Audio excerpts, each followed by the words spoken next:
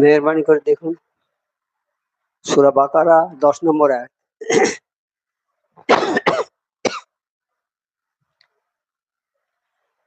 আউযু বিল্লাহি মিনাশ শাইতানির রাজীম। বিসমিল্লাহির রহমানির রহিম। ফি কুলুবিহিম মারাদুন ফাজাদাহুমুল্লাহু মারাদান ওয়া লাহুম আযাবুন আযীমুন বিমা কানু ইয়াকসিবুন।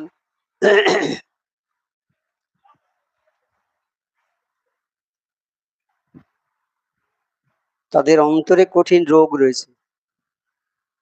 আল্লাহ তাআলা তাদের রোগকে আরো বৃদ্ধি করে দিয়েছে। তাদের জন্য রয়েছে যন্ত্রণাদায়ক শাস্তি, মিথ্যা কথা বলার কারণে। কামেল ওলি আল্লাহর দরবার, এই দরবারে বয়ান করার মতো ক্ষমতা আর যোগ্যতা আমার নেই। আমার মুর্শিদের পায়ে ধুলোর যোগ্যতা নেই। আপনারা হাফিজ আছেন, মাওলানা আছেন, কারি আছেন, আর উচ্চ পর্যায়ের মানুষ আছেন। আপনাদের সামনে বয়ান করা খুবই কষ্টকর। তবে আল্লাহর কামেল মুর্শিদ যদি আমাকে কিছু বলার তৌফিক দেন, আপনাদের জানা কথাই আলোচনা করবো মাত্র। আর এই বলার মধ্যে যদি কোনো ভুল বা বেয়াদবি হয়ে যায়, আল্লাহর ওয়াস্তে ক্ষমা করে দিবে। আচ্ছা, আজকে তো এটা হজের মাস না? জিলহজ মাস। হজে তো হাজি সাহেবরা যাচ্ছেন সবাই। হ্যাঁ, এটা সাবান। আচ্ছা, হজের মাস পরে, এর পরে জিলকদ। এই সামনের মাসটাই তো হজ। হজে তো হাজি সাহেবরা সবাই যাচ্ছে। তা আমার মৌলানা সাহেব তো অনেক কথা বলে গেছে হজ সম্বন্ধে। আমি দুই একটা কথা বলি অন্তত। হজে যাওয়ার সামর্থ্য যার হলো, সে হজে গেল না, তাই সে মরে গেল কি হয়? ইহুদি নাসারা হয়ে মরে গেল। ভালো করে শুনি। আর আমরা তো আমাদের বদ্ধ ধারণা, বয়স হয়ে যাবে, বুড়ো হয়ে যাব, লাঠি ধরবো, তারপর হজে যাবো। কিন্তু না, হজে যখন শক্তি সামর্থ্য বেশি থাকবে, হজের অনেক অনুষ্ঠান আছে, সেগুলো করতে হবে। হ্যাঁ, তওয়াফ করতে হবে, সাই করতে হবে, পাথর মারতে হবে, অনেক কষ্টের কাজ আছে হজে। বয়স হয়ে গেলে লাঠি ধরবে না তওয়াফ করবে, কোনটা করবে? সেই জন্য শক্তি সামর্থ্য থাকা অবস্থায় হজে যেতে হবে। হ্যাঁ, আর হজে গিয়ে সবচেয়ে মৌনতা অবলম্বন করতে হবে, নিশ্চুপ থাকতে হবে, জবানকে বন্ধ করে রাখতে হবে হজে গিয়ে। যেন আমি মৃত ব্যক্তি যাচ্ছি হজে, কাফন পরে যাচ্ছি না। কাফন পরায় কারা? মৃত ব্যক্তিরা তো। কাফন পরে যাচ্ছি আমরা, তার মানে আমরা গিয়ে জোর খাটাবো না, গায়ের জোর খাটাবো। কাজের সময় কাজ করবো ঠিকই, কিন্তু ওই জোর খাটানো মানে কোনো একটা লোকের গা হয়তো আমার সঙ্গে একটু টাচ লেগে গেল, এই এইরকম করে সরিয়ে দিলুম, এটা করবে না, খবরদার। হজে গিয়ে এইরকম করবে না। হজে আপনি নামাজে আছেন, আপনার পিঠের উপরে পা দিয়ে চলে যাচ্ছে লোক, যাবার রাস্তা নেই। আর ওই হাতিম বলে যে জায়গাটা আছে না, ওইখানে সবাই গিয়ে ভিড় করে নামাজ পড়ার জন্য, একটু করে জায়গা, লক্ষ লক্ষ লোক। তুমি নামাজে সেজদায় আছো, তোমার ঘাড়ের উপরে পা তুলে দিয়ে যাচ্ছে, তুমি কিছু বলতে পারবে না, মুখটা বন্ধ রাখতে হবে। তুমি যদি কিছু বলো, তাহলে তোমার হজটা নষ্ট হবে। হজ শুধু সবর এখতিয়ার করতে হবে ওখানে কি। হ্যাঁ, কারোর সঙ্গে ঝগড়া করা যাবে না। নিজেরা যে দল যাব আমরা, একসঙ্গে 4 জন 5 জন থাকবো, কেউ কারোর সঙ্গে ঝগড়া বিবাদ করবো না, কাউকে একটা খারাপ কথা বলবো না, কোনো লোকের সঙ্গে খারাপ ব্যবহার করবো না। হজে গিয়ে এইরকম মৌনতা অবলম্বন করে থাকতে হবে। হ্যাঁ, মরা ব্যক্তির মতো থাকতে হবে। আর যেভাবে হজের কাজ কাম যেভাবে নির্দেশ দেওয়া হয়েছে, সেইভাবে পালন করবে। জবানটা সংযত রেখে দেবে বাবা, তাহলে তোমার হজটা হয়ে যাবে।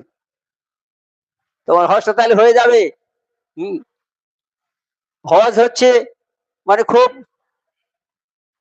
নম্র ভদ্রতার সঙ্গে থাকতে হবে সেখানে, সেইটা থাকবেন। আর ওই কে কি করছে সব দেখবেন না, নিজের কাজ নিজে করবেন। হ্যাঁ, নিজের কাজ নিজে করবেন। ওখানে এই হজের ব্যাপারে দেখা যায় যে ওই সাহি করা, তওয়াফ করার সময় 7 বার পাক দিতে হয় তো, এক এক পাকে এক একটা দোয়া আছে বড় বড়। তো আমরা সাধারণ মানুষ যারা অ আ ক খ পড়ার লোক, আমরা ওই সবগুলো পারবো কি? আমরা পারবো না। আমরা দরুদ শরীফটা পড়ে তওয়াফ করব। দরুদ শরীফটা পড়ে ইনশাআল্লাহ তওয়াফ করব। তাহলে আমাদের হজ কবুল করে দেবে আল্লাহ পাক। আর আমরা ওইসব যদি চিন্তা করি এটা পারলুম না ওটা পারলুম না, হবে না, তাহলে ভুল হয়ে যাবে। হ্যাঁ, সহজ সরল ভাবে হজ করবে। তাই প্রথমে গিয়ে তো এর লাইনে দাঁড়িয়ে তোয়াফের লাইনে গিয়ে বলবো, আল্লাহ পাক আমি কাবা শরীফকে 7 পাকে ঘুরবো, আল্লাহ আমার এই কাজটাকে তুমি সহজ করে দিও আল্লাহ, আর কবুল করে নিও। সহজ কথায় সবকিছু হবে, বেশি লম্বা চওড়া কিছু করতে যাবেন না। যেটা জানা আছে সেইভাবে করবেন। দরুদ শরীফে তওয়াফ করবেন, বা ওজিফা পড়ে সূরা ফাতিহা, ইখলাস, ফারাক, নাস ওজিফা পড়ে তওয়াফ করবেন। আর যাদের জানা আছে প্রত্যেক তওয়াফে এক একটা সূরা, প্রত্যেক দোয়াতে এক একটা করে দোয়া পড়ে করে, তাও ভালো। আমাদের যেটা জানা যদি আরো না থাকে, আমরা এইভাবে আমরা তওয়াফ করব, আল্লাহ পাক আমাদের কবুল করে নেবে। হ্যাঁ, আর এই ঝগড়া বিবাদ একদম করবে না বাবা। যে স্বামী স্ত্রী যাচ্ছে, অনেক সময় বাড়িতে ঝগড়া করে তো স্বামী স্ত্রী, ওখানে গিয়ে না সেই ঝগড়াটা করো না বাবা। খবরদার খবরদার। হ্যাঁ, ঝগড়া করো না বাবা। ঝগড়া করে তোমার হজটা নষ্ট হয়ে যাবে। তুমি এত পয়সা খরচ করে যাচ্ছ হজ করতে, হজটা একটা হজের মূল্য কি জানো বাবা? একটা হজের মূল্য হচ্ছে সারা পৃথিবীর টাকা সম্পদ যদি দেওয়া যায় একটা হজের সমান হবে না। সেই হজের দামটা কি? হজের মূল্য হচ্ছে জান্নাত। হাজিদের জন্য জান্নাত, হজের মূল্য হচ্ছে জান্নাত। হ্যাঁ, তা আপনাদের যারা যাচ্ছেন, আল্লাহ যাদের নিয়ে যাচ্ছে হজে, অশেষ মেহেরবানি আল্লাহ পাক আপনাদের উপরে করেছেন, আপনারা যাচ্ছেন। আপনারা হজটা ভালোভাবে যেন করে আসতে পারেন, আর সেখানে গিয়ে দোয়া করবেন আমাদের জন্য, সবার জন্য, কুল মখলুকের জন্য দোয়া করবেন, সবার জন্য। ওখানে দোয়া করলে দোয়া কবুল হয়ে যায়, আল্লাহ কবুল করে নেয়। সেইভাবে গিয়ে আমাদের সবার জন্য দোয়া করবেন, আমাদের হাক্কানি আঞ্জুমানের জন্য দোয়া করবেন, আমাদের সব পীর ভাইদের জন্য করবেন, সারা বিশ্ববাসীর জন্য দোয়া করবেন। আমার মুর্শিদ বলে দিয়েছে, বাবা তুমি তোমার নিজের জন্য দোয়া করো না, একজন নামাজ পড়ে দোয়া চাচ্ছি, আল্লাহ আমার মঙ্গল করো আর আমার নবী পাক সাল্লাল্লাহু আলাইহি ওয়াসাল্লামের ভালাই করো আল্লাহ। নামাজ ছেড়ে উঠে যাচ্ছে, বলছে ও তোমার এই মোনাজাতটা ঠিক হলো না। তুমি তোমার নিজের জন্য দোয়া করলে আর নবী পাক সাল্লাল্লাহু আলাইহি ওয়াসাল্লামের জন্য দোয়া করলে হলো না, তোমার দোয়াটা ভালো হলো না। তুমি সারা বিশ্ববাসীর জন্য দোয়া করো। যত যত বেশি লোকের জন্য দোয়াটা করা হবে, ততই তোমার আল্লাহর কাছে কবুল হয়ে যাবে সেটা। তা আমার মসজিদে লাই রহমত জিয়াদা করে তামাম আলেমের উপর, তামাম আলেমের জন্য আমরা দোয়া করব। সারা বিশ্বে তামাম আলম বলতে কি, গাছপালা, মাটি, পাথর, যত কিছু আছে আল্লাহর সৃষ্টি, সবগুলো মিলিয়ে তামাম আলমের দোয়া আমরা পেয়ে যাব। আমরা যখনই একজন লোক বলছি আল্লাহ রহমত জিয়াদা করে তামাম আলেমের পর, তামাম আলেমের দোয়াটা আমার উপরে এসে পড়বে। তাই কত বড় দোয়া আমার মুর্শিদ সিরাজ আহমদুল্লাহ আমাদের শিখিয়ে দিয়েছেন, কত বড় দোয়া। সামান্য একটু কথা বলবো আর কুল মখলুকের দোয়া আমাদের উপরে এসে পড়বে। কোন একজন মানুষ যদি এই দরবারে আসে, একদিন এলো, আসার পরে যদি সে মারা যায়, কবরে শুয়ে শুয়ে এসে লক্ষ লক্ষ কোটি কোটি লোকের দোয়া সে কবরে পাবে। কবরটার আলোকিত হয়ে যাবে, জান্নাতের বাগিচা হয়ে যাবে কবর। তাও বা কি আছে, এই দরবারটা এইরকমই আছে। এই দরবারে যারা এসেছে তারা মরে গেল, কবরে শুয়ে শুয়ে কিয়ামত পর্যন্ত দোয়া পাবে।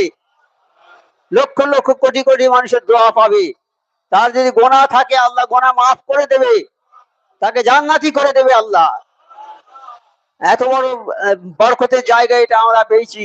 তাই আমার মোর্শেদা বলে গেছেন যে আমরা যেই দরবারে এসেছি, আমাদের নসিব খুবই বুলন্দ নসিব, আমাদের ভালো নসিব, সেই জন্য আমরা এই দরবারে এসেছি। আরো আছে কথা যে আল্লাহ যাকে ভালোবাসে তাকে নবীর দরবারে পাঠায়, আর নবীর অবর্তমানে কামেল ওলি আল্লাহর দরবারে পাঠায়। এখন তো নবী পাক সাল্লাল্লাহু আলাইহি ওয়াসাল্লামের যুগ শেষ হয়ে গেছে, নেই, নবী নেই। এখন এই কামেল ওলি আল্লাহর যুগ। আর এই যে কামি আল্লাহর, এই কামি ওলি আল্লাহর এই যে সিলসিলাটা কিয়ামত পর্যন্ত থাকবে। কিয়ামত পর্যন্ত থাকবে। কেন? আমার আল্লাহ পাক বলেছেন আমি এই কালাম পাককে হেফাজত করব। কেউ এর একটা আলেফ, একটা পেশ, একটা জবর, একটা কিচ্ছু পরিবর্তন করতে পারবে না। আমি এটা হেফাজত করব আমি কিয়ামত পর্যন্ত। তা কালাম পাক যদি কিয়ামত পর্যন্ত আমার আল্লাহ হেফাজত করে থাকেন, তাহলে আমাদের ওজিফা সূরা ফাতিহা কালাম পাকের ওজিফা, সূরা ইখলাস, ফালাক, নাস, এটা তো থাকবেই, এটা থাকবে। আর এই ওজিফা, এই সিলসিলা ইনশাআল্লাহ কিয়ামত পর্যন্ত থাকবে।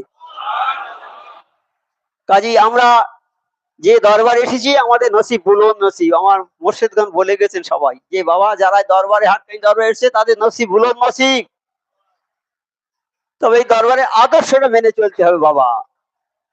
এই দরবারে আসবো আর অন্যায় কাজ করবো, এটা হয় না।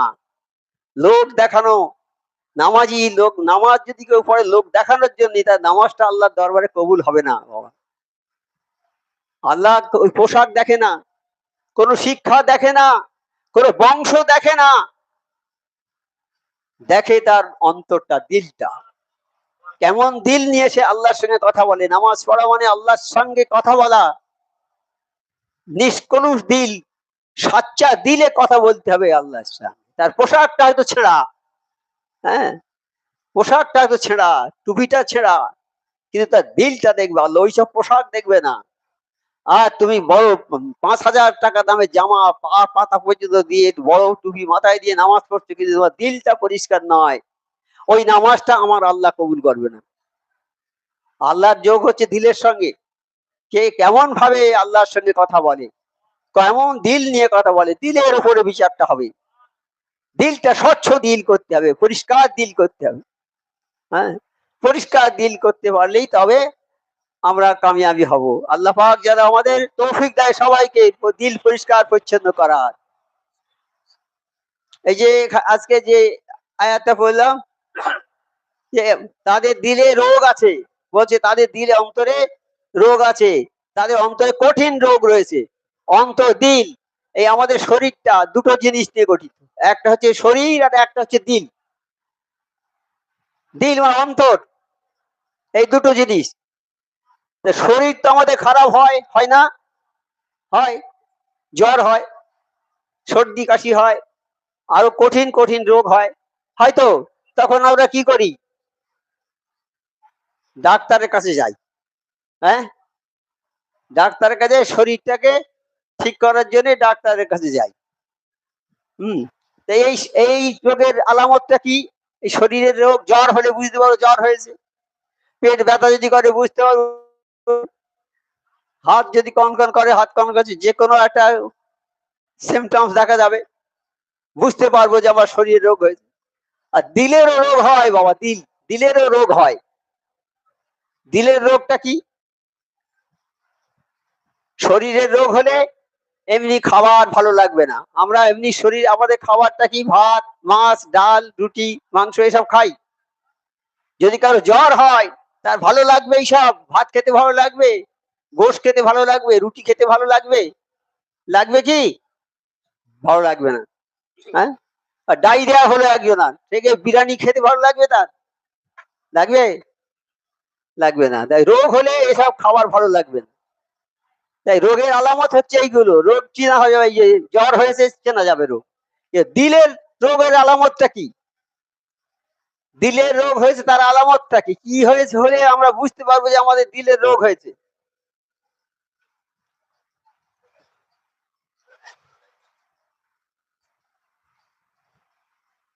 রোগের ব্যাধি হচ্ছে লোভ, বেশি লোভ করা। দিলের রোগ, বেশি লোভ হবে মানুষের। লোভ, লোভ লালসা বেশি হবে। হ্যাঁ, এটা বুঝতে পারেন তো লোভটা কি জিনিস? হ্যাঁ, লোভ হচ্ছে বেশি বেশি অর্থ উপার্জন করব। ধানে, এই চালের সঙ্গে কাঁকড় মিশিয়ে বিক্রি করবো, বেশি দামে বিক্রি হবে, এইসব লোভ করে টাকা গাড়ি বাড়ি করবো, এইসব লোভ। এই যখন বেশি লোভ হবে, জানবে যে এটা আমাদের দিলের রোগ হয়েছে, আমাদের দিলের রোগ হয়েছে।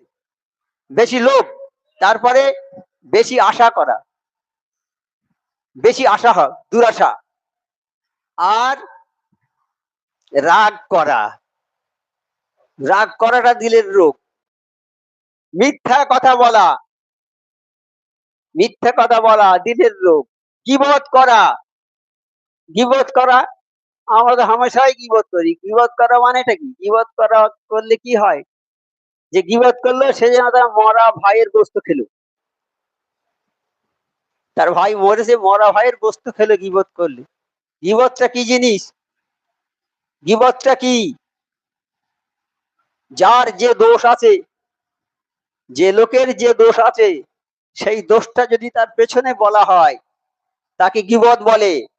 যেমন একটা চোর, তাকে যদি তার পেছনে আমি বলি ওই চোর অমুক তমুক, তাহলে গীবত হবে। খুব সাবধান, কিন্তু গীবত সাংঘাতিক ব্যাপার। গীবতটা করা যাবে না, আমরা হামেশাই করি। অমুক লোকটা চোর, অমুক লোকটা ডাকাত, এইসব। যার যে দোষ আছে। একবার একটা দল আমার নবী পাক সাল্লাল্লাহু আলাইহি ওয়াসাল্লামের দরবারে এলো। তার মধ্যে একজন মহিলা ছিলেন। ওরা আমার নবী পাক সাল্লাল্লাহু আলাইহি ওয়াসাল্লামের সঙ্গে কথাবার্তা বলে যখন চলে যাচ্ছে, আমার মা আয়েশা রাদিয়াল্লাহু তাআলা আনহা বলছেন, হে আল্লাহর নবী সাল্লাল্লাহু আলাইহি ওয়াসাল্লাম, ওই মেয়েটার হাতটা একটু লম্বা। সত্যিই হাত লম্বা, একটু লম্বা। এবার তওবা করো, এক্ষুনি তওবা করো, থুতু ফেলো, থুতু ফেলো, তওবা করো, তওবা করো। তো কেন তওবা করবো? বলে তো গীবত হয়ে গেছে। হ্যাঁ, এই যার যা আছে, হাতটা লম্বা আছে, এই কথা বলেছে, গীবত হয়ে গেছে, তার পেছনে বলা হয়েছে। সেই জন্য বলছে তওবা করে দাও। সেই জন্য গীবত আমরা করবো না, কোনো মানুষের পিছনে কোনো কথা বলবো না। খুব সাবধান থাকতে হবে বাবা। ইবাদত বন্দেগী যত করো নষ্ট হবে এইগুলো, এইসব জিনিসের দ্বারা ইবাদত বন্দেগী নষ্ট হয়ে যাবে, ইবাদত বন্দেগী থাকবে না। এই গীবতটা আমরা সবাই করি। যে গীবত যে করবে আর যে শুনবে, উভয়ই দোষী হবে। এই দোষটা থেকে আমাদের মুক্তি হতে হবে, মুক্ত থাকতে হবে, আমাদের জীবনটাকে মুক্তি রাখতে হবে এইটা থেকে, এই গীবত থেকে। হামেশাই আমরা বলি, এটা কিছু মনেই করি না আমরা, যে গীবত করলে কি হবে। খবরদার বাবা, তোমার ইবাদত বন্দেগী সব নষ্ট হয়ে যাবে। গীবত করবে না। আর কি? কৃপণতা করা, কৃপণ, যে কৃপণ, কৃপণ, কৃপণতা করা, ওটা দিলের রোগ। এই রোগ ছিল এই যারা কৃপণ বেশি, তাদের এই সব রোগ। কৃপণতা যাই করবে, দান ধান করবে না, গরিব মানুষ বাড়িতে গেলে তাদের দুটো পয়সা দেবে না, ভিখারি এলে তাড়িয়ে দেবে। হ্যাঁ, হ্যাঁ, তার মানে কৃপণ। এক মুঠো চাল দিতে গেলে কষ্ট হবে, ঘরেতে বস্তা বস্তা মাল আছে কিন্তু দেবে না, গরিব মিসকিনকে দেবে না। এই কৃপণতা ওদের দিলের রোগ, ওটা ওই জন্য দেয় না। অহংকার করা, অহংকার করা, ওটাও দিলের মস্ত বড় রোগ, অহংকার করা। আর পরশ্রী কাতরতা, মানে একজনের অবস্থা ভালো হয়েছে দেখে হিংসা হবে, ওর কেন অত ভালো অবস্থা হলে, ওর খারাপ হয়ে যাক, সব ক্ষতি হয়ে যাক, আমার অবস্থা ভালো হয় না, ওর হচ্ছে কি করে। এই হিংসা, পরহিংসা যাকে বলে আর কি, পরশ্রী কাতরতা, পরে সৌন্দর্য দেখে হিংসা করা। এইগুলো হচ্ছে রুহের ব্যাধি, আত্মার ব্যাধি, রোগ এইগুলো। আরো আছে অনেক। আল্লাহ স্মরণ থেকে গাফেল। আল্লাহ স্মরণ করা মানে নামাজ, নামাজ থেকে গাফেল হয়ে যাবে। নামাজ কখনো পড়বে, কখনো পড়বে না। হ্যাঁ, অনেক সময় লোক সমাজে গিয়ে তখন পড়বে নামাজ, আর বাড়িতে এসে আর পড়বে না। কেন? লোকে দেখায় যে আমি নামাজি, লোকে যেন মনে করে আমি নামাজি। এই আমার দিলেরটা, দিলের আর্জি থাকবে এইটা, যে আমি নামাজ পড়ি, লোকে জানুক যে আমি নামাজি। এই লোককে জানাবার জন্য আমি লোক সমাজে নামাজ পড়ি, কিন্তু বাড়ি গেলে আর সে নামাজ পড়বো না। এইগুলো হচ্ছে দিলের রোগ, মস্ত বড় রোগ। এই দিলের রোগ সারবে কি করে? সারার উপায় কি? এই আত্মার চিকিৎসা। দিলের রোগ হলো ডাক্তারের কাছে গেলে বড় ইঞ্জেকশন দিলে, ওষুধ দিলে, ভালো ভালো টনিক দিলে, খেয়ে রোগ আল্লাহর মর্জি সেরে গেল। আরে আত্মার রোগ হলে কোথায় যাবে? ওই ডাক্তারের কাছে যাবে? ওই এমবিবিএস ডাক্তার কাছে যাবে? গেলে কি ওই আত্মার চিকিৎসা করতে পারবে? দিলের চিকিৎসা করতে পারবে? দিলের চিকিৎসা করবে কে? দিলের চিকিৎসা করবে নবী পাক সাল্লাল্লাহু আলাইহি ওয়াসাল্লাম। নবীরা করেছেন দিলের চিকিৎসা। আর নবী পাক সাল্লাল্লাহু আলাইহি ওয়াসাল্লাম পরে করবে কামেল ওলি আল্লাহরা। আমরা যে দরবারে এসেছি সুফি আজম গাজী রহমাতুল্লাহ দরবারে, আমাদের দিলের রোগ আছে, এসেছি যাদের রোগ আছে এইখানে এলে আল্লাহ সারিয়ে দেবে সে রোগ। এই কামেল ওলি আল্লাহর দরবারে যেতে হবে। বলছে চিকিৎসার জন্য 5টা জিনিসের দরকার। একটা হচ্ছে আল্লাহর কামেল অলিদের সহচর্য অবলম্বন করা, অলিদের দরবারে যেতে হবে, তাদের সহচর্য, তাদের সঙ্গ লাভ করতে হবে।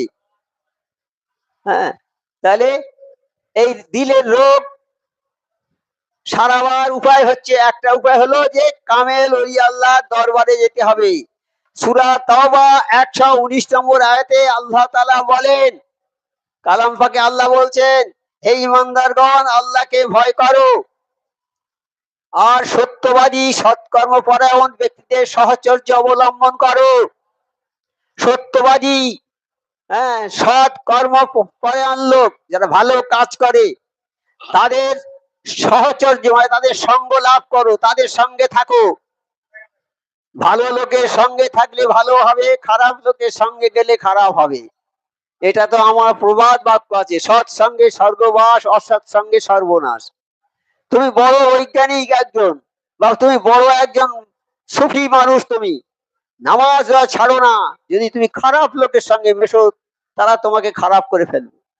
আর তুই চোর চুরি করো, ওই একটা জামাতের সঙ্গে একটা চোর গিয়েছে, নামাজ একটা দল গিয়েছে, লোকের কাছে যাচ্ছে, বলছে বাবা নামাজ পড়ো, এ করো সে করো, বলছে এরকম একটা জামাত, তার মধ্যে একটা চোর আছে। তা জামাতের লোককে সবাই খাতির করছে, হ্যাঁ, খাতির করছে সবাই, ও চোরকেও সেরকম খাতির করছে।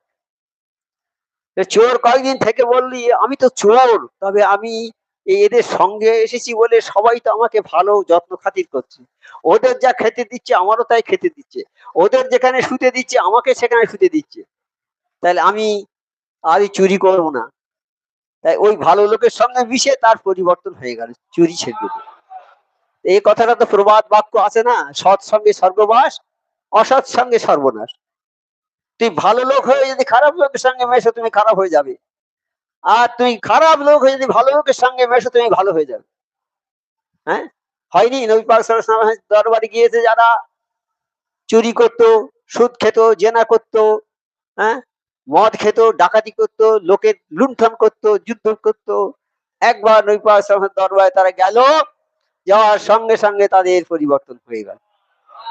চোর সে চুরি আর করলো না। একটা ছেলে বড় লম্পট ছেলে, যুবক ছেলে বড় লম্পট জেনাখোর, শুনেছে একজন বলছে, হ্যাঁ গো তুমি এত খারাপ কাজ করো কেন, একবার নবী পাক সাল্লাল্লাহু আলাইহি ওয়াসাল্লামের দরবারে যাও না। কোন একটা লোক, আমরা বলি না বাবা একবার আজম রহমাতুল্লাহর দরবারে যাও, আমরা বলি তো লোকে, সেই রকম বলছে বাবা একবার যাও না নবীর দরবারে। সে তর্ক বিতর্ক করছে, বলে বাবা যাও না, তুই যা করছো করো না, তাতে কি হয়েছে, তুমি একবার দরবারে যাও না বাবা। সে যখন যাচ্ছে, তার প্রেমিকা অর্থাৎ যার সঙ্গে ওই খারাপ কাজ করে ওর প্রেমিকা, সে বলছে আগো কোথায় যাচ্ছ তুমি? তো বলছে আমি নবী পাক সাল্লাল্লাহু আলাইহি ওয়াসাল্লাম দরবারে যাচ্ছি। বলে আমার কাছ থেকে একটু ঘুরে যাও। বলছে না আমি আর তোমার কাছে যাবো না, আমি নিয়ত করেছি নবী পাক সাল্লাল্লাহু আলাইহি ওয়াসাল্লাম দরবারে যাবো, আগে যাই নবী পাক সাল্লাল্লাহু আলাইহি ওয়াসাল্লাম দরবারে, তারপর তোমার কাছে যাবো, আমি আর এখন আর যাবো না। বলে সে চলে গেল, ওকে উপেক্ষা করে চলে গেল। আল্লাহ যাকে হেদায়েত করে সেই হেদায়েত পায়, আল্লাহ যাকে হেদায়েত করে না সে কোনো ওলি আল্লাহ দরবার নবীর দরবার পাবে না, সেখানে যেতে পারবে না। আজ যাই কাল যাই করতে করতে মরে যাবে, কিন্তু কোনো অলি নবীর দরবারে বা অলির দরবারে আর যেতে পারবে না। তা আল্লাহকে ভালোবেসেছে, নবীর দরবারে গেল, গিয়ে শুনেছে দরবারের বয়ান, যেমন এখানে আমরা শুনি, শুনে চলে যাচ্ছে, বাড়ি যাওয়ার সময় সন্ধ্যা হয়ে গিয়েছে, মরুভূমি জায়গা, লোকজনের কোনো গতাগম্য নেই, একদম ফাঁকা জায়গা, সবে সূর্য ডোবে ডোবে, অন্ধকার এসে পড়েছে। দূর থেকে চেয়ে দেখ একটা মহিলা আসছে ওর দিকে, মহিলাকে দেখলো আর মহিলাটাও ওকে দেখতে পেল। মহিলাটা দেখতে পেয়ে মনে মনে করছে হায় আল্লাহ, এই নির্জন প্রান্ত মরুভূমি জায়গা, এখানে তো কেউ নেই, ডাকলেও কোনো মানুষের সাড়া পাওয়া যাবে না, হে আল্লাহ আমার মান সম্মানটা তুমি বাঁচিও আল্লাহ, বলে কাঁদতে কাঁদতে গিয়ে রাস্তার ধারে বসে, কাপড়টা ঢাকা দিয়ে বসে আছে রাস্তার ধারে। যুবক ছেলেটা এসে বলছে, মা তুমি ওখানে ওভাবে বসে আছো কেন? আমি বুঝতে পেরেছি তোমার মনের কথা। আমার দ্বারা তোমার কোনো ক্ষতি হবে না মা। আমি নবী পাক সাল্লাল্লাহু আলাইহি ওয়াসাল্লাম দরবার থেকে আসছি। আমার ভেতরে যত খারাপই ছিল সব চলে গেছে, আর নেই। আমার দ্বারা তোমার ক্ষতি হবে না মা, তুমি উঠে এসো রাস্তা থেকে, ওখান থেকে উঠে এসো। মেয়েটা উঠে আসলো, বলছে যাচ্ছে, বলে তুমি চলো তোমার বাড়িতে আমি তুলে দিয়ে আসবো। মেয়েটা আগে আগে যাচ্ছে, বলছে না মা তুমি আমার আগে আগে যাবে না, তুমি আমার পেছনে থাকো, আমি যাব যেখানে তুমি নির্দেশ করবে, ডান দিকে যাওয়ার কথা বলবে যাব, বাম দিকে যাওয়ার কথা বল। কেন বাবা? বলছে, তুমি মহিলা, যুবতী মহিলা, তুমি যাবে, তোমার শরীর অঙ্গ প্রত্যঙ্গ নড়াচড়া দেখে আমার মনে শয়তানি অসসা আসবে, আমি ওটা করবো না মা, তুমি আমার মা, তুমি আমার পেছনে যাও, তোমার বাড়ি আমি আমি রাস্তা দিয়ে যাব, তোমার বাড়ি যেদিকে বাম দিকে হয় যদি বাম বলবে বাম দিকে, ডান দিকে হয়তো ডান দিকে, আমি তোমার দিকে দৃষ্টিপাত করব না। তাহলে কতটা পরিবর্তন হয়েছে তার লোকটার, কতটা পরিবর্তন করেছে আল্লাহ, যে ওইরকম ফেলে আর ছাড়তো না রাস্তা, আর বিশেষ করে এবার নির্জন অন্ধকার জায়গা, কোনো ডাকলে সাড়া পাওয়া যাবে না। কিন্তু নবী পাক সাল্লাল্লাহু আলাইহি ওয়াসাল্লাম দরবারে গিয়েছে, যাওয়ার পরে তার জীবনের পরিবর্তন এসে গেছে। সেই রকমই হাক্কানি দরবারটা সেই একই দরবার আছে। এখানে বড় বড় খুনিরা এসেছে, ডাকাতরা এসেছে, খুন করতো, ডাকাতি করতো, তারা আসার পরে সব ছেড়ে দিয়েছে। তারা তারা চুরি করে না, ডাকাতি করে না, সব ছেড়ে দিয়ে তারা নামাজি হয়ে গেছে এখন। এই দরবার হল সেই পরিবর্তনের দরবার, এখানে এলে আল্লাহ মানুষের পরিবর্তন করে। তা আমাদের নসিব খুবই বুলন্দ নসিব যে আমরা এই হাক্কানি দরবার পেয়েছি। আমার মোর্শেদা বলে গেছেন, যারা হাক্কানি দরবার পেয়েছে তাদের নসিব খুবই বুলন্দ। তা আমরা এখানে এসেছি, তাহলে আমাদের দিলের রোগটা সারাবার জন্যে, দিলের রোগটা সারাতে গেলে আমাদের এই কামেল ওলি আল্লাহ দরবারে আসতে হবে। এসেছি আমরা, ইনশাল্লাহ এসেছি, আমাদের দিলের রোগটা সারবে। সত্যবাদী আল্লাহর ওলিদের দলভুক্ত হয়ে যাও, একেবারে ক্লিয়ার করে বলেছে, অর্থাৎ তাকওয়া পরেজগারিওয়ালা সত্যবাদী আল্লাহর ওলিদের দলভুক্ত হয়ে যাও। তোমার দিলের রোগটা সারানোর জন্য, তোমার শরীরের রোগ সারানোর জন্য তুমি ডাক্তারের কাছে যাচ্ছ, আর তোমার দিলের রোগ সারাবার জন্য তুমি কামেল ওলি আল্লাহর দলভুক্ত যাও, অর্থাৎ কামেল ওলি আল্লাহর দরবারে যাও। তাফসীরে জালালাইন 168 পৃষ্ঠা, সূরা ইউসুফের 62 নম্বর আয়াতে আল্লাহ বলেন, সাবধান, নিশ্চয় সূরা ইউনূসের 62 নম্বর আয়াতে আল্লাহ বলেন, সাবধান, নিশ্চয় যারা আল্লাহর ওলি তাদের কোনো ভয় নেই, নিশ্চয়ই যারা আল্লাহর ওলি তাদের কোনো ভয় নেই। এই ওলি কথাটা কালাম পাকে নেই, ওলি বলে কোনো কথা নেই। কেন? ওলিটা অন্য শব্দ, ওলিটা পার্সি শব্দ, আর কালাম পাক লেখা আরবিতে লেখা।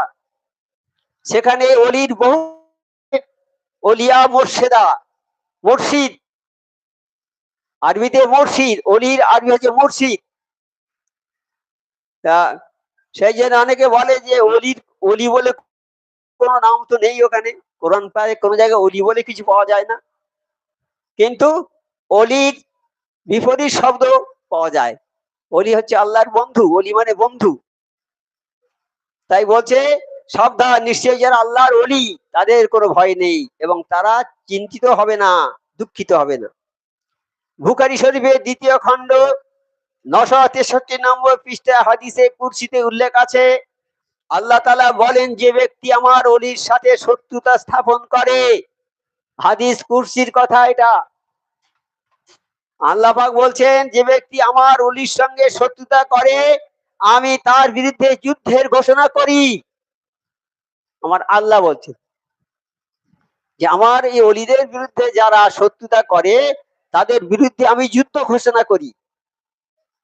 কোন মানুষ যদি, কোন আল্লাহ যদি কোন মানুষের বিরুদ্ধে যুদ্ধ ঘোষণা করে তার অবস্থাটা কি হবে? কি হবে বাবা? ওলি আল্লাহ তোমাকে বলে, ও বাবা ওলি কি, ও ওলি কি মানা যাবে না, ওলির দরবারে কেন যাবে? যেতে হবে না। বলে আমার, আর আল্লাহ কি বলছেন যে আমার অলির সঙ্গে যারা শত্রুতা করবে আমি তাদের সঙ্গে যুদ্ধের ঘোষণা দেব, তাদের সঙ্গে যুদ্ধ করবে আমার আল্লাহ। আত্মশুদ্ধি ও অর্জন করা ফরজ। আত্মশুদ্ধি মানে আত্মার শুদ্ধ করা, এটা ফরজ। আর আত্মশুদ্ধি অর্জন করার জন্য আল্লাহর অলিদের কাছে যেতে হবে। এই আত্মার শুদ্ধি করা, আত্মাকে পবিত্র করার জন্য ওলি আল্লাহর দরবারে যেতে হবে। আউলিয়া কিরাম রুহানি চিকিৎসক। এই ওলি আল্লাহর বিপরীত কথা হচ্ছে আউলিয়া কিরাম। অলির বহু বচন আউলিয়া কিরাম। হ্যাঁ, তার এই আউলিয়া কেরামের দরবারে যেতে হবে। রুহানি চিকিৎসকেরা, দিলের ডাক্তার, এদের দরবারে যেতে হবে। তারা আত্মার চিকিৎসা করে থাকেন। আমাদের শরীর অসুস্থ হলে ডাক্তারের কাছে যেতে হয়, তদ্রূপ ভাবে আত্মা অসুস্থ হলে আধ্যাত্মিক রুহানি ডাক্তার আল্লাহর অলিদের কাছে যেতে হবে। কথাটা ক্লিয়ার হলো? পরিষ্কার হলো বাবা? হলো? পরিষ্কার হয়েছে? আমাদের শরীরের রোগ হলে ডাক্তারের যেতে হবে, দিলের রোগ হলে ওলি আল্লাহর কাছে যেতে হবে। যেতে বলেছে আমার আল্লাহ বলেছে। হ্যাঁ, আর ওলি আল্লাহদের সঙ্গে যারা শত্রুতা করবে আল্লাহ বলেছে আমি তাদের সঙ্গে যুদ্ধ করব। ওলি আল্লাহ আছে তো নাকি নেই? বিশ্বাস করতে হবে, আছে তো ওলি আল্লাহ। ওলি আল্লাহ আছে, থাকবে ইনশাল্লাহ, কিয়ামত পর্যন্ত থাকবে। এই সিলসিলা কিয়ামত পর্যন্ত থাকবে, কেউ কিছু করতে পারবে না।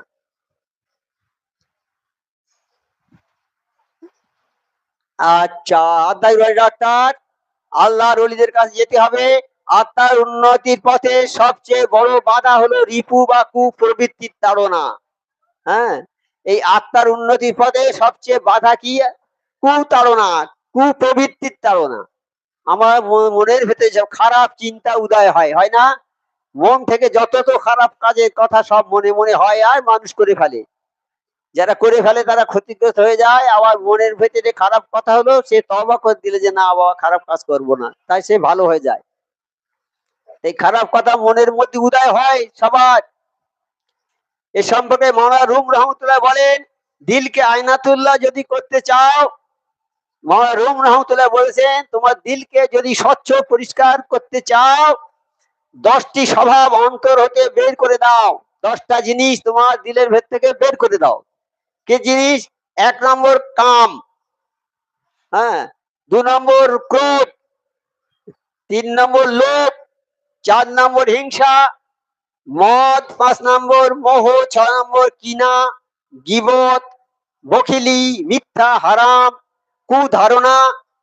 হ্যাঁ, এগুলো দূর করার ব্যবস্থাপত্র দিয়ে আল্লাহর অলিগণ আত্মার চিকিৎসা করে থাকে। এইগুলো তোমার দিল থেকে বের করে দিতে হবে। দিলে তুমি, তোমার দিলটা স্বচ্ছ পরিষ্কার হয়ে যাবে। 2 নম্বর মেডিসিন, 2 নম্বর দিলের, দিলের মানে 2 নম্বর কি ওষুধ? 2 নম্বর আত্মার ওষুধ কোরআন তিলাওয়াত করা, আত্মার চিকিৎসার ঔষধ। কোরআন তিলাওয়াত করা। আল্লাহ তাআলা বলেন আমি অবতীর্ণ করি কোরআন যা মুমিনদের জন্য আরোগ্য ও রহমত। আরোগ্য মানে শিফা, চিকিৎসা। আমি কোরআন নাজিল করেছি, এটা মুমিনদের জন্য চিকিৎসা, আরোগ্য ও রহমত। সূরা বনী ইসরাইল আয়াত নম্বর 82। এটা মুমিনদের জন্য চিকিৎসা হবে, আত্মার চিকিৎসা করার জন্য আমি কালাম পাক নাজিল করেছি। হাদিস শরীফে উল্লেখ আছে, হযরত আব্দুল্লাহ ইবনে মাসউদ রাদিয়াল্লাহু থেকে বর্ণিত, নবী করিম সাল্লাল্লাহু আলাইহি সাল্লাম বলেছেন নিশ্চয় মানুষ গুনাহ করলে অন্তরের মধ্যে মরিচা পড়ে। মানুষ যখন গুনাহ করে তখন ওই অন্তরের মধ্যে মরিচা পড়ে। যেমন লোহাতে পানি লাগলে তাতে মরিচা পড়ে যায়। কয়েকটা লোহা যদি বাইরে পড়ে থাকে, পানি লাগে, তাতে মরিচা ধরে যায়। সেরকম আমরা যদি কোনো খারাপ কাজ করি, আমরা গোনা করি, তাই আমাদের অন্তরটা ওই রকম দাগ হয়ে যায়, কালো হয়ে যায়। দাগ পড়ে পড়ে পড়ে পড়ে কালো হয়ে যায়। সাহাবারা বললেন হে আল্লাহ রাসূল সাল্লাল্লাহু আলাইহি সাল্লাম, কি জিনিস দ্বারা এই মরিচা পরিষ্কার করা যায়?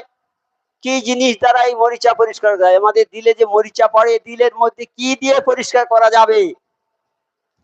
তিনি বলেন বেশি বেশি মৃত্যুকে স্মরণ এবং কোরআন মজিদ তেলাওয়াত দ্বারা। বেশি বেশি মৃত্যুকে স্মরণ করতে হবে আর কোরআন শরীফ তেলাওয়াত করা।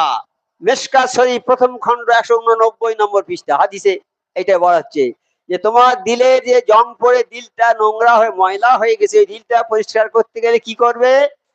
তোমাকে মৃত্যুর কথা বেশি বেশি করে স্মরণ করতে হবে আর কালাম পাক তেলাওয়াত করতে হবে।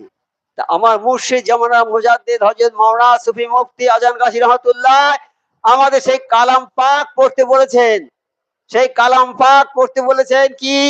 সেই কালাম পাক পড়তে বলেছেন আমাদের সূরা ফাতিহা, সূরা ইখলাস, ফালাক, নাস যে ওজিফা দিয়েছেন কালাম পাক, এটা পড়লে কালাম পাক পড়া হলো। সূরা ফাতিহা একবার পড়লে 20 পারা কোরআন শরীফের জিল্লি সওয়াব পাওয়া যাবে। সূরা ইখলাস একবার পড়লে 20 পারা কোরআন শরীফের জিল্লি সওয়াব পাওয়া যাবে। তা এই কোরআন পাক তেলাওয়াত করা হলো। হ্যাঁ, আর ওই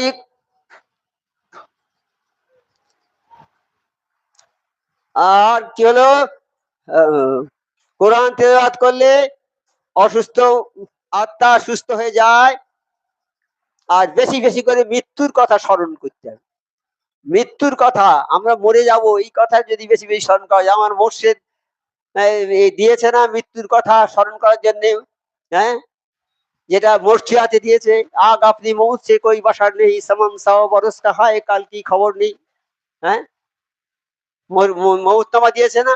সব নবী থেকে এ পর্যন্ত কত গৌস কুতুব সব মারা গেছে, আমাদের বাপ মা কত মানুষ সব মারা গেছে।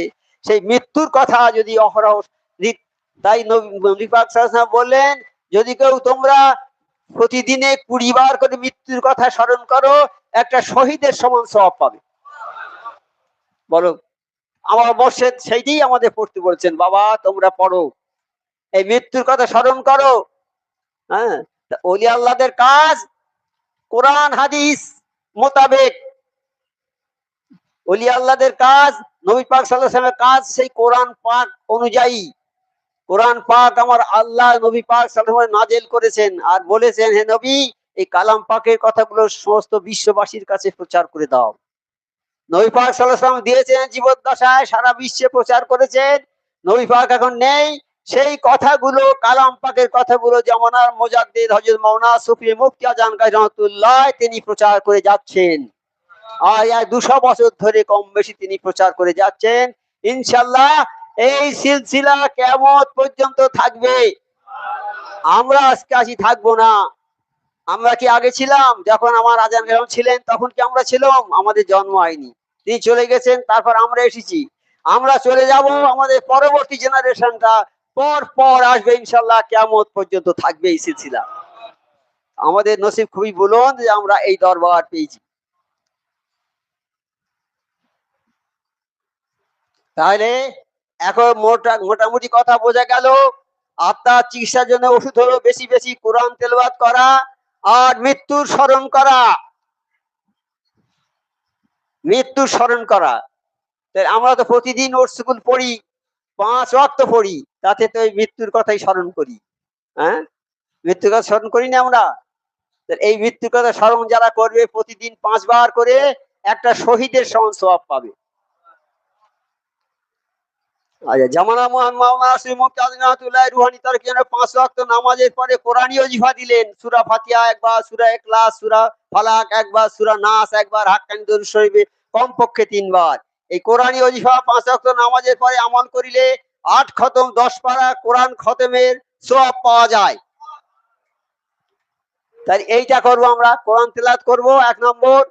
2 নম্বর মৃত্যুর কথা বেশি বেশি করে স্মরণ করব। আমাদের মরচিয়া মোবারকবাদীরা পড়লে সবগুলো পাওয়া যায় ওর মধ্যে। 3 নম্বর কি হচ্ছে, হারাম থেকে উদর পবিত্র রাখা। হারাম জিনিস থেকে উদর মানে পেটটাকে পবিত্র রাখা। পেটে কোনো হারাম জিনিস ঢোকানো যাবে না। হারাম হালাল পাশাপাশি আছে। যদি কোনো সন্দেহ হয় এই জিনিসটা হারাম, তাহলে সেটাও ত্যাগ করবেন, হালাল হলেও ত্যাগ করে দেবেন। সন্দেহ হচ্ছে, কত বড় খারাপ জিনিস হারাম। হারাম এক লোকমা খেলে তোমার ইবাদত 40 দিন কবুল হবে না আল্লাহ। এক লোকমা মানে এই হাতে এতটুকু তুলে গায়ে মুখে দিলে, এক চুমুক চা খেলে, এক চুমুক। এই তো হামেশা হয়। আপনি গ্রামের গণ্যমান্য ব্যক্তি, মাওলানা সাহেব, মাথায় টুপি আছে, ভালো দাঁড়িয়ে আছে, দোকানে গেলেন, একজন ধরলে সে পাজা করে, হুজুর আসুন একটু চা খেয়ে নেন। খুব যত্ন করে ধরে আপনার খাইয়ে দিলে, তার পয়সা হারাম। দেখলেন না যে সে সে পয়সাটা কোথা থেকে এলো, হালাল কি হারাম? হ্যাঁ, সেই জন্য হাক্কানি আঞ্জুমানের অনুসারী যারা বাজারে বেরোবার সময় বলে, আল্লাহ কেউ যেন আমাকে এক কাপ চা খাওয়ার কথা না বলে, এই নিয়ত করে বেরোয়, এই নিয়ত করে বেরোয় যে আল্লাহ আমাকে যেন কেউ না চা খাওয়ার কথা বলে। আর বললেও খাবে না। এরকম লোক যাচ্ছে, হাক্কানির লোক, চায়ের দোকানের সামন থেকে যাচ্ছে, বলছে ভাই আসুন আসুন আসুন এখানে একটু চা খেয়ে যান। বলছে না না আমি চা খাবো না বাবা। তাহলে আমাদের খাইয়ে যান। আচ্ছা খান। দোকানে ঢুকে গেল, খান তো খান, একবার 20-30 জনকে খবর দিল, এই চা খেয়ে যা, চা খেয়ে যা, চা খেয়ে যা। অমুক ভাই সাহেব চা খাওয়াচ্ছে, চলে আয় চলে আয়। এই রাস্তার ধারে তো হ্যাঁ হুড় হুড় করে ঢুকে গেল 20-25 জন। খেয়ে চা খেয়ে গেল, 50-60 টাকা হয়ে গেল। সে পকেট থেকে দিয়ে চলে গেল, চা খেলো, সে চাটা খেলো, নিজের পয়সায় খেলো, চাটা খেয়ে চলে গেল। এইবার ওই রাস্তায় আর এলো না, বাজার করে অন্য রাস্তাতে লুকিয়ে লুকিয়ে বাড়ি আসছে। কতটা ভয় তাহলে, যে এবারে যদি ফের বলে ভাই এসো চা খাও, বলে খাবো না, তাহলে খাওয়াও, আর তো পয়সা নেই কাছে, কি করবো? সেই জন্য সে আর ওই রাস্তায় এলো না, 8 ঘন্টার রাস্তা ঘুরে ঘুরে অন্য রাস্তাতে ঘুরে ঘুরে বাড়ি এলো। বলুন এটা কি জিনিস? এটা আল্লাহর ভয় তো নাকি? হ্যাঁ, আল্লাহর ভয়ে তো সেই কাজ করলো। সে তো ডার্সে আসতে পারতো। আর একবার ওই রকম ভদ্রলোকের ঘটনা একটা হয়েছে। চায়ের দোকানে সব বসে আছে, সব গণ্যমান্য গ্রামের সব মাথা মাথা লোক, সব বড় বড় লোক। সেও মাওলানা, জবরদস্ত মাওলানা। সে ওই সেই লোকটাকে ডাকছে, ভাই আসুন চা খেয়ে যান, চা খেয়ে যান। বলছে না আমি যাব না এখন, তো এখানে বড় বড় লোক আছে, মাওলানারা আছে, অমুক আছে, অমুক আছে, অমুক আছে। আমি যেই থাক ভাই, আমি যাব না এখন, চা খাবো না, এখন চা খাবো না, আমি যাব না, যেই থাক চা খাবো না আমি। ওই চলে গেল, মানে ওই লোকটাকে একটু শিক্ষা দেওয়ার জন্য সে চলে গেল। যে লোকটা ডাকছে ওকে শিক্ষা দেওয়ার জন্য। তুমি যত বড় লোকের কথা বলো না কেন, তার পয়সা যদি হালাল না থাকে তাহলে সেখানে খাওয়া যাবে না।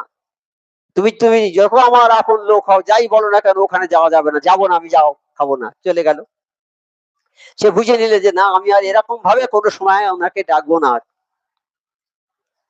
হম, তা এইরকম ভাবে আমাদের চলতে হয়। হাক্কানির লোক যারা, তাদের অনেক কষ্ট হয়, কষ্ট হয়। আমরা কষ্ট করি, কিন্তু আমাদের নিয়ত যদি থাকে, আল্লাহ আমাদের ওই কাজে সহায়তা করবে, আল্লাহর সাহায্য আসবে। আল্লাহর সাহায্য না হলে আমরা কোনো কাজ করতে পারবো না।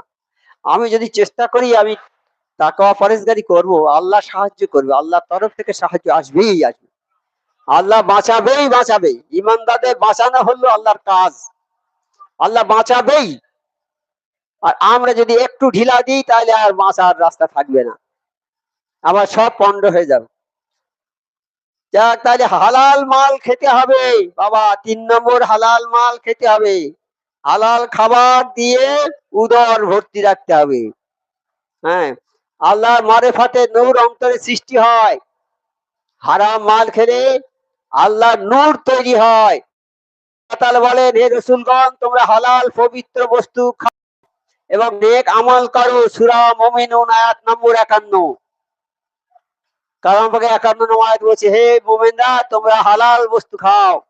হ্যাঁ, হযরত আবু বকর সিদ্দিক থেকে বর্ণিত, রাসূল সাল্লাল্লাহু আলাইহি ওয়াসাল্লাম বলে, যার শরীর হারাম খাদ্য দ্বারা লালিত পালিত হয়েছে, যার শরীরটা হারাম মাল দিয়ে লালিত পালিত হয়েছে, ওই শরীর জান্নাতে যাবে না। যার শরীরটা, আমাদের শরীর বড় হয়েছে হারাম মাল খেয়ে, যে শরীরটা হয়েছে, ওই শরীরটা জান্নাতে যাবে না। হ্যাঁ, ওই শরীর জান্নাতে যাবে না। মিশকাত শরীফ প্রথম খণ্ড 243 পৃষ্ঠা। সমস্ত ইবাদত কবুল হয় পূর্ব শর্ত হালাল রুজি। হালাল রুজি উপার্জন করা ফরজ, হালাল রুজি ভক্ষণ করা ফরজ। অতএব আত্মার চিকিৎসার জন্য সর্বপ্রকার হারাম বর্জন করে হালাল রুজি ভক্ষণ করতে হবে। তাহলে আত্মার চিকিৎসার জন্য হালাল রুজি খেতে হবে। তবে 4 নম্বর তাহাজ্জুদের নামাজ আদায় করা। নফল নামাজের মধ্যে সবচাইতে গুরুত্বপূর্ণ হলো তাহাজ্জুদ নামাজ। এই তাহাজ্জুদ নামাজ আদায় করতে হবে। আর ব্যক্তির সাথে আল্লাহ তাআলার প্রেম ভালোবাসা বৃদ্ধি পায় তাহাজ্জুদ নামাজের মাধ্যমে। আল্লাহ তাআলা বলেছে রাতের কিছু অংশে তুমি তাহাজ্জুদ কায়েম করবে। সূরা বনী ইসরাঈল আয়াত নম্বর 71। তাহাজ্জুদ নামাজ পড়ার কথা আল্লাহ বলেছেন। হযরত আবু হুরায়রা রাদিয়াল্লাহু তাআলা বর্ণিত, নবী করিম সাল্লাল্লাহু আলাইহি ওয়াসাল্লাম বলেছেন ফরজ নামাজের পর শ্রেষ্ঠ নামাজ হলো তাহাজ্জুদ নামাজ, রাতের নামাজ অর্থাৎ তাহাজ্জুদ নামাজ। তিরমিজি শরীফ প্রথম খণ্ড 99 পৃষ্ঠা। অতএব রূহের উন্নতির জন্য দরকার তাহাজ্জুদ নামাজ। হযরত মাওলানা সুফি মুফতি রহমাতুল্লাহ আজান গাজী রহমাতুল্লাহ দরবারে তাহাজ্জুদের নামাজ নিয়মিত জারি আছে। আমার এই দরবারে পীর ভাইরা অন্তত তাহাজ্জুদের নামাজও পড়ে। তা ভাইদের আরো বলছি যেন কোনো নামাজ কাজা করবেন না, কোনো নামাজ কাজা করবেন না। 5 ওয়াক্ত নামাজ পড়বেন মেহেরবানি করে। হ্যাঁ, অনেক লোক তো আসে মোলাকাত করতে। কেউ বলে আমার জোহর কাজা হয়, কেউ বলে ফজর কাজা হয়, কেউ বলে আমার আসর কাজা হয়, কেউ বলে মগরিব কাজা হয়, কেউ বলছে আমার ইশা কাজা। পরিপূর্ণ নামাজ কারো হয় না। এই নামাজ পড়াচ্ছে না পড়াই ভালো। নামাজ 5 ওয়াক্ত পড়তে হবে। আল্লাহর কাছে চাইতে হবে আল্লাহ আমাকে তৌফিক দাও এই 5 ওয়াক্ত নামাজ পড়ার তৌফিকটা আল্লাহ দাও। আল্লাহর কাছে চাইতে হবে, তবে আল্লাহ তৌফিক দেবে, নয়তো আমাদের পড়ার ক্ষমতা নেই, আমরা পড়তে পারবো না। তাই 5 ওয়াক্ত নামাজ পড়তে হবে, 1 ওয়াক্ত কাজা করা যাবে না বাবা। নামাজটাকে ছেলে খেলা মনে করলে হবে না। এই নামাজের সর্বপ্রথম হিসাব হবে কাল কিয়ামতের ময়দানে। নামাজের সর্বপ্রথম হিসাব হবে।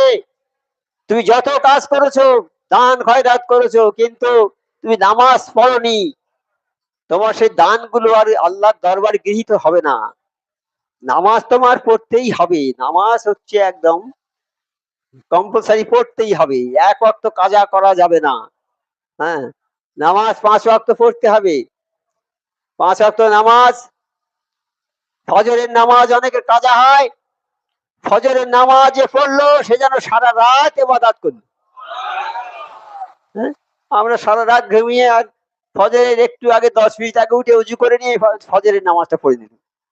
তাই সওয়াবটা কি দেবে আল্লাহ? যে সে যেন সারা রাত নামাজ পড়েছে। কত নাকি। হ্যাঁ, সেইটা আমরা পড়বো না। ছেলেরা পড়াশোনা করছে, ভোরে বেলা উঠে দৌড় দিয়ে চলে যায় মাঠে। না দৌড়ি চাকরি হবে না, দৌড়িতে হবে। চাকরি হবে না, এই জন্য সকালে উঠেই একদম চোখ ঘষতে ঘষতে দৌড়ছে। দৌড়ে 1-2 মাইল চলে গেল, আবার সেখানে দৌড়ে বাড়ি এসে বসে খানিকক্ষণ রেস্ট দিয়ে ছোলা এটা সেটা ভালো ভালো খাবার খেয়ে বাস। কিন্তু নামাজটা 1 মিনিট 2 মিনিট লাগবে পড়তে, সেটা আর পড়তে পারলে না। ওরা অত পরিশ্রম করবে কিন্তু নামাজটা পড়তে পারবে না। এই নামাজের গুরুত্বটা দেয় না, ওরা বোঝে না। নামাজ যে কি এটা বোঝে না। বুঝতে হবে সবার যে নামাজ ছাড়া কোনো উপায় নেই। নামাজ অবশ্যই পড়তে হবে। 1 ওয়াক্ত নামাজ কাজা হলে 2,88,00,000 বছর জাহান্নামে থাকতে হবে। তাই তো, 2,88,00,000 বছর জাহান্নামে থাকতে হবে 1 ওয়াক্ত নামাজ কাজা হলে। তা বাবা মনে কেন এত এত কড়া শাস্তি কেন? মূল্যবান জিনিস বেশি। যে জিনিস যত মূল্যবান হয় তার দাম তত হয়, হয় না?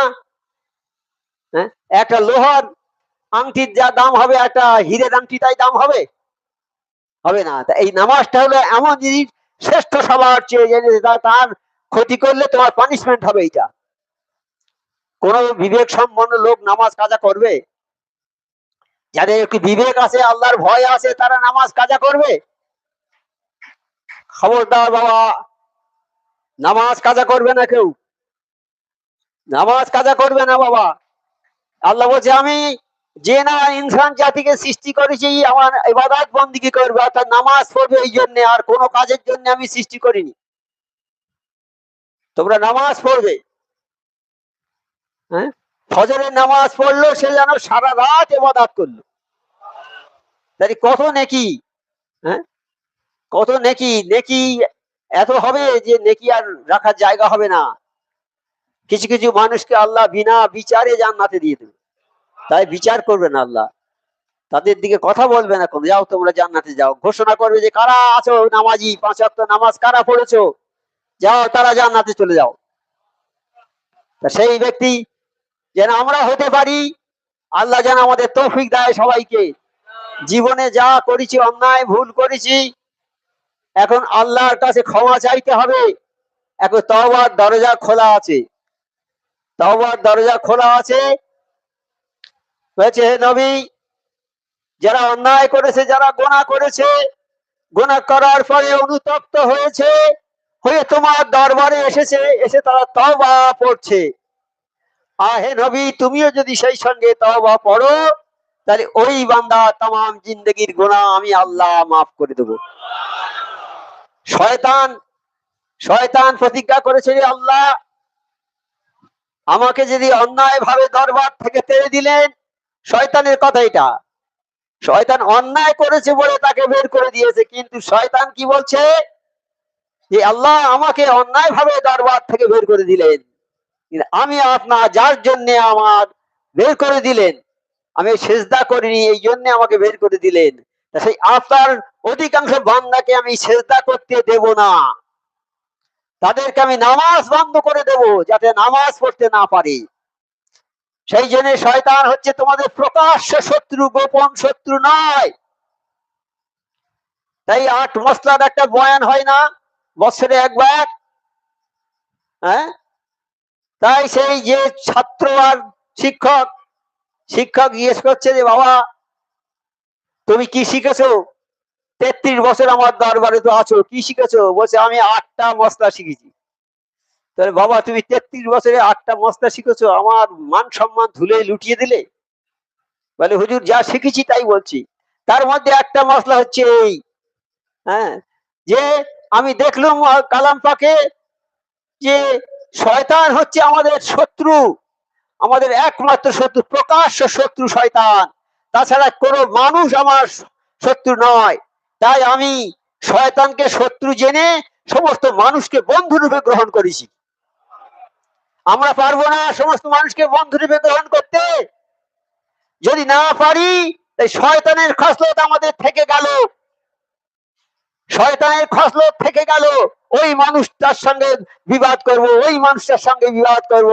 আল্লাহ নিষেধ করেছে যে সমস্ত পৃথিবীর মানুষ তোমরা ভাই ভাই, তোমরা কেউ কারোর সঙ্গে ঝগড়া করবে না, কারো জমি জোর করে নিয়ে নেবে না, কারো সম্পদ জোর করে হস্তগত করবে না, অন্যায় ভাবে কোনো ব্যবসা করবে না, তোমরা সবার সঙ্গে ভালোবাসা রাখবে, ওজনে মাল কম দেবে না, মা বাপের সেবা করবে, আত্মীয় স্বজনের সঙ্গে ভালো ব্যবহার করবে।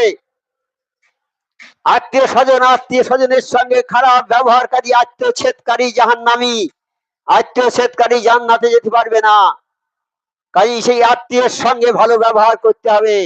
কিন্তু আমরা তো সব কিছু করেই আত্মীয়ের সঙ্গে বিবাদ করি, মানুষকে খারাপ কথা বলি, হ্যাঁ, চুরি করে, বাটপারি করে, ধোকাবাজি করে পরের জমি হাতিয়ে নিই, এই সব করি, মানুষের সঙ্গে ঝগড়া করি, বিবাদ করি।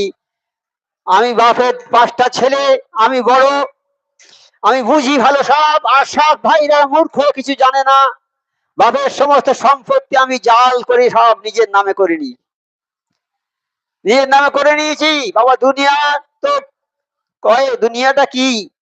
আল্লাহ বলছে যে আমার নবী পাক সাল্লাল্লাহু আলাইহি ওয়াসাল্লাম বলছে দুনিয়াটা হচ্ছে 1 ফোঁটা পানি, আর আখেরাতটা হচ্ছে সমুদ্র। তা সমুদ্রের সঙ্গে 1 ফোঁটা পানির তুলনা হয়? আখেরাতে আমাদের সেই থাকতে হবে, আর জীবনে সেখান থেকে আর আসতে হবে না। আর সেখানে যারা বয়স্ক মানুষ যারা 80-90 বছর বয়সের মানুষ ঢুকবে জান্নাতে, 24 বছরের যুবক হয়ে যাবে। কালো কুৎসিত চেহারার মানুষ ঢুকবে, সূর্যের আলোর মতো, চাঁদের আলোর, পূর্ণিমার মতো চাঁদের আলোর মতো চেহারা হয়ে যাবে। আর ওই জান্নাত থেকে আর বেরোতে হবে না। তা সেই জান্নাতের আশা যদি আমরা করি, তাহলে আমাদের এইগুলো সব ত্যাগ করতে হবে বাবা। মানুষের সঙ্গে ভালো ব্যবহার করতে হবে, কোনো মানুষকে শত্রু ভাবা যাবে না। তাই সেই মোর্শেদের কাছে বলছে, হুজুর আমি কালাম পাকে দেখেছি এইটা, যে কোনো মানুষ তোমার শত্রু নয়, তোমার একমাত্র শত্রু শয়তান। তাই শয়তানের সঙ্গে শত্রুতা করি আমি, আমি কোনো মানুষের সঙ্গে শত্রুতা করিনি। বলে বাবা তুমি উত্তম শিখেছো, তুমি এই মশলা একটা শিখেছো, উত্তম মশলা শিখেছো এটা। তা আমরা সেই দরবারে আছি, প্রতি বছর পড়া হয় মশলা, 8 মশলার বয়ান। ওই আসার পরই আমাদের আর মনে থাকে না। আমার মনে হয় মাঝে মাঝে ওই 8 মশলার বয়ান একটু করা ভালো মনে হচ্ছে। তাহলে আমাদের যদি একটু হুঁশ ফেরে, আল্লাহ আমাদের সবাইকে তৌফিক দিক। হ্যাঁ, আমাদের আল্লাহ আল্লাহ রসুলের হুকুম মতো কাজ করার, আর এই হাক্কানি দরবারে আসার বসার। আর ছেলে পিলেদের ছোটবেলা থেকে তাদের শিক্ষা দিতে হবে। আজকে ছেলেরা নামাজ পড়ে না, নামাজ থেকে বিমুখ হয়ে আছে সব। বড় বড় ছেলে হয়েছে, MA, double MA, triple MA, engineer, barrister এইসব হয়ে যাচ্ছে, বেনামাজি, নামাজ পড়ে না, নামাজ পড়ে না। একটা লোক তার ছেলেকে ব্যারিস্টার করার জন্য লন্ডনে পাঠিয়েছে পড়াতে। গরিব মানুষ, সংসার চলে কোনো রকমে, জমি জায়গা বিক্রি করে ছেলের পেছনে সব খরচ করেছে। যেমন ছেলে ব্যারিস্টার হয়ে ফিরে আসবে, ব্যারিস্টার বড় জাজ হবে, বড় জাজ হবে, হ্যাঁ, ফিরে আসবে। খবর দিয়েছে যে আমি অমুক তারিখে যাব, দমদম এয়ারপোর্টে নামবো, আপনারা সব আসবেন। আমি যাব, বাড়িতে ফিরেছি, আমার ওসব পাস করা হয়ে গেছে, আমি ব্যারিস্টার হয়ে যাচ্ছি। গ্রামের লোক, গ্রামের লোক জানেন তো, কেউ একটা লুঙ্গি ছেঁড়া জামা গায়ে দিয়ে, কেউ একটা ছেঁড়া টুপি গায়ে দিয়ে, মাথায় দিয়ে চলে এসছে, সব দলে দলে সব এসে কাতার দিয়ে আছে, আমাদের ছেলে, বাড়ির ছেলে আসবে, সে ব্যারিস্টার হয়ে আসছে, কত আনন্দ আমাদের। আজকে আমরা ছেলে একটা বড় শিক্ষিত হয়ে আসছে, কত আনন্দ। গেল, আসছে, বাপ ভাই আত্মীয় স্বজন সব দাঁড়িয়ে আছে লাইন দিয়ে। ছেলে এয়ারপোর্টে নামলো, সব একসঙ্গে 8-10 জন কোট টাই প্যান্ট পরে গাটমট গাটমট করে নেমে বাপের গায়ে ধাক্কা মেরে যাচ্ছে, কিছু বলে না যে আব্বা কেমন আছো, চিনতে পারে না, পরিচয় দিতে লজ্জা হচ্ছে। যার কাছে যেসব ছেলেরা আছে ওর সঙ্গে ওর বন্ধু সব, তারাও এরকম ভালো উচ্চতরের ছেলে, কিন্তু বাপের পরিচয়টা দেয় কি করে? বাপ তো মুঠে মজুরির মতো দাঁড়িয়ে আছে, কিন্তু সে তো তোমার আব্বা। তো তুই বাপের পরিচয় দিতে লজ্জা বোধ করছো? তুমি কি শিক্ষায় শিক্ষিত হয়েছো? তোমার শিক্ষা অসম্পূর্ণ, কোনো শিক্ষার মূল্য নেই। হ্যাঁ, যে শিক্ষায় বাপ মাকে সম্মান করে না, পাড়াপড়শিকে সম্মান করে না, যে শিক্ষা জাতির কোনো উপকারে লাগে না, সে শিক্ষার কোনো মূল্য নেই। তাই বলছে যে কোরআনিক শিক্ষা সর্বশ্রেষ্ঠ শিক্ষা, আদর্শ শিক্ষা। কোরআন পাক যে শিখেছে, যার মধ্যে কোরআনের আদর্শ আছে, সেই ব্যক্তি হচ্ছে উত্তম। একজন লোক, তার ছেলে জাজ, জাজ হয়েছে, কোর্টে কোর্টে থাকে। তা সে স্ত্রীকে বলছে, আগো আমার ছেলে তো পিঠে খেতে খুব ভালোবাসে, তা কিছু পিঠে তৈরি করে দাও না, আমি নিয়ে যাব ছেলের জন্য। তা ছেলের মা ভালো পিঠে তৈরি করে দিয়েছে। এখন কর্তা একটা বড় হাঁড়ি করে পিঠে নিয়ে মুখে একটা কাগজে বেঁধে আর মাথায় করে নিয়েছে, পরা একটা ছোট লুঙ্গি, 1 হাঁটু লুঙ্গি, একটা ফতুয়া গায়ে দিয়ে যাচ্ছে, মাথায় করে কোর্টে চলে গেছে। কোর্টে গিয়েছে, কোর্টের লোকেরা বলছে কোর্টে যাবে, বলে সরে যাও, আমার ছেলে জাজ, জানো আমার ছেলে জাজ, তোমরা জানো? বলো তো জাজের কাছে যে তোমার আব্বা এসছে। ও তো ভড়কে গেছে সব, বলে বাবা এ কি লোক, রাজ করছে। বলে তোমরা আমার আটকাচ্ছ, আমার ছেলে জাজ জানো? যাও জিজ্ঞেস করো জাজের, যে আমার নাম এই, ওর কে হয় আমি জিজ্ঞেস করো। কে বলছে, হুজুর একটা লোক এসে বলছে যে আপনার আপনার বাপ এই এই দাবি করছে, যে জাজের কাছে বলো আমি এই ছেড়ে ছেড়ে ছেড়ে ঠিক আসতে দাও, ঠিক আসতে দাও, আমার আব্বা। ছেলে তোর জামা কাপড় পরা, বললো না যে আমার বাবা না, এটা পরিচয় দিল নাকি, বললো আমার আব্বা। হ্যাঁ, সঙ্গে সঙ্গে একটা হাততালিকে দেখে ফেললে, বাবা তুমি একে নিয়ে যাও, আমার বাড়িতে নিয়ে যাও, আমার কোয়ার্টারে নিয়ে যাও, আমার স্ত্রীকে বলবে যে আমার আব্বার জন্য ভালো নতুন কাপড় কেনা আছে, ওইটা পরিয়ে দেবে, আর ওই কাপড়গুলো দেখে দেবে, আমি গিয়ে পরিষ্কার করে দেবো আব্বার কাপড়গুলো। ওই ছেলে কি ছেলে বলুন? যাদের মধ্যে কোরআনের আদর্শ আছে, তাদের মধ্যে শিক্ষা আছে, তারা গুরুজনদের সম্মান করে, মা বাপকে সেবা শুশ্রূষা শ্রদ্ধা করে, দেশের মানুষের সঙ্গে ভালো ব্যবহার করে। সেই জন্য আমার মোর্শেদ অফিসি কেবলা রহমতুল্লাহ বলেছেন একটা হাদিস, সেটা যে ছেলে যখন কথা বলতে শিখবে তখন তাকে কলেমা শেখাবে, আর আস্তে আস্তে বড় হবে কালাম পাকের শিক্ষাটা তার মধ্যে ঢুকিয়ে দেবে। এই কালাম পাকে সব কথা আছে, তোমার বাপকে সম্মান করতে হবে, তোমার মা বাপের পায়ের তলায় তোমার জান্নাত, মা বাপকে সেবা শুশ্রূষা করতে হবে, সম্মান করতে হবে, তাদের ভালোবাসতে হবে। এই বাপ মা যদি বৃদ্ধ হয়ে যায় তখন তাদের কর্মশক্তি লোপ পেয়ে যায়, কাজ করতে পারে না, তারা তারা উঠতে পারে না, বসতে পারে না, কখনো পেচ্ছাপ করে ফেলছে কাপড়ে, পায়খানা করে ফেলছে কাপড়ে। বউ বলছে তোমার বাপ মাকে এখানে দেখো না, আমি তোমার বাড়ি থাকবো না, তুমি তোমার মা বাপকে বৃদ্ধাশ্রমে দিয়ে এসো, না তো আমি তোমার মা বাপের সেবা করতে পারবো না। বড় লোকের মেয়ে এই পায়খানা পরিষ্কার করবে, তা এখানে রাখতে পারবে না, আমার এই শ্বেত পাথরের বাড়ি, কত সুন্দর সব আসবাবপত্র, এখানে সব নোংরা করে দিচ্ছে, তুমি বার্ধক্যম হোমে রেখে এসো। ছেলে বাধ্য হয়ে মাকে নিয়ে বার্ধক্যম হোমে রেখে এসো। হ্যাঁ, বৃদ্ধ হয়ে গেলে তাদের জায়গা থাকার, বাড়িতে থাকবে, ছেলে যত্ন করবে, মেয়েরা যত্ন করবে, সবাই দেখভাল করবে, তার ভাগ্য হলো না, সেই বৃদ্ধাশ্রমে পাঠিয়ে দিলে, সেখানে থাকলো, দিয়ে এরা খালাস, আর টাকা দেয় মাঝে মাঝে, আর সেখানে থাকে, মা কত কষ্ট পাচ্ছে, ফোন করছে, যায় না, সময় হয় না যাওয়ার। একদিন বলছে সেই বার্ধক্য হোমের যে ম্যানেজার, তাকে বলছে, বাবা তুমি একটু কড়া করে ফোন করো তো, তোমার আমার ছেলেকে বলবে তোমার মা আছে কি নেই, তুমি তাড়াতাড়ি এসো। এই কথা শুনে ছেলে তাড়াতাড়ি করে এলো মায়ের কাছে, এসে বলে মা, মা যখন বলেছে, মা উঠে বসে ওর হাতটা ধরেছে এরকম, বলে বাবা তুই এতদিন পরে এলি, তা বলছে মা আমি আসার সময় পাইনি, যেই বলে হাতটা ছেড়ে দিয়েছে, যেই বলেছে আমি আসার সময় পাইনি, অমনি হাতটা ছেড়ে দিয়েছে। বলে বাবা তোরা সময় হবে না, যাক তোর আসার দরকার নেই, আমি তো বাঁচবো না, আমি তো মরে যাবো, কিন্তু এই পাখাটা তুই ভালো করে দিয়ে যাবে, এই পাখাটা ভালো একটা দামি পাখা লাগিয়ে দিয়ে যাবে এখানে। তো কেন মা, তুমি তো মরে যাবে, কিন্তু দামি পাখা লাগাবো কেন? বলে আমি মরে যাওয়ার পরে তোর এখানে আসতে হবে, সেই জন্য তুই তো এয়ার কন্ডিশনে থাকিস, এখানে ভালো পাখা নেই, ওই পাখাটা তোর কাজে লাগবে, এই জন্য বলে দিচ্ছি বাবা। তা যেমন কর্ম তেমন ফল হবে, আমরা মা বাপকে যেমন সেবা যত্ন করব, আমাদের ছেলেরা সেই রকম করবে। হ্যাঁ, একটা ছোট্ট ছেলে এইরকম, তার দাদিকে ওর বাপ ধরে নিয়ে যাচ্ছে, না এই বার্ধক্যশ্রমে নিয়ে যাবে, বলছে না আব্বা নিয়ে যাও না, আমার দাদিমাকে নিয়ে যেও না, তোমরা তো সব চাকরি করতে চলে যাও, দাদি